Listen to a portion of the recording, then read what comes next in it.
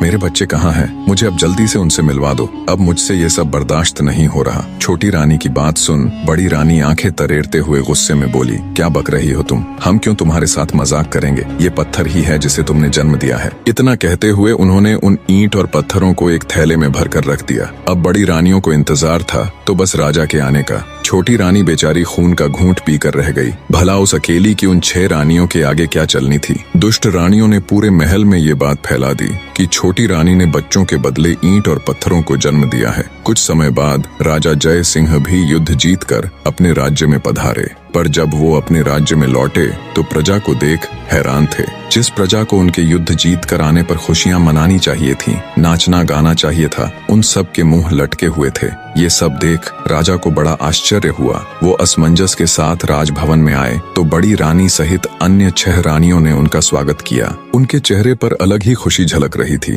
पर छोटी रानी राजलक्ष्मी का चेहरा मुरझाया हुआ था। ये सब देख राजा ने अपनी छोटी रानी से पूछा, क्या हुआ रानी, आपका चेहरा मुरझाया हुआ क्यों है? छोटी रानी कुछ कहती, उससे पहले ही बड़ी रानी बोल पड़ी, महाराज चेहरा तो मुरझाना ही था, इसका भेद जो खुल गया है। राजा बोला, भेद? कैसा भेद? तुम मुझे साफ साफ बताओ रानी कि आखिर बात क्या है? क्या रानी का प्रसव ठीक से हो गया था? तब दुष्ट रानी दुख का दिखावा करते हुए बोली, महाराज हमें ठग लिया गया है, हम सबके साथ बहुत बड़ा फरेब किया गया है। ये भोली सूरत वाली रानी राजलक्ष्मी एक झूठी मतकार और धोखेबाज औरत है। महाराज ये धूर्त स्त्री गर्भवती होने का दिखावा करती रही, जबकि ये कभी गर्भवती थी ही नहीं। इसने तो बस सब दिखावा किया है। गर्भ होने पर कुछ तो होता, इसे तो ईंट और पत्थर हुए हैं। इतना कहकर बड़ी रानी ने थैले में इकट्ठे किए हुए ईंट और पत्थरों को राजा को दिखाया। ये सब देख राजा तुनक गया और बोला, बड़ी रानी आप ये क्या कह रही है? भला एक मानव गर्भ से कभी ईंट और पत्थरों को पैदा होते हुए देखा है तुमने कभी?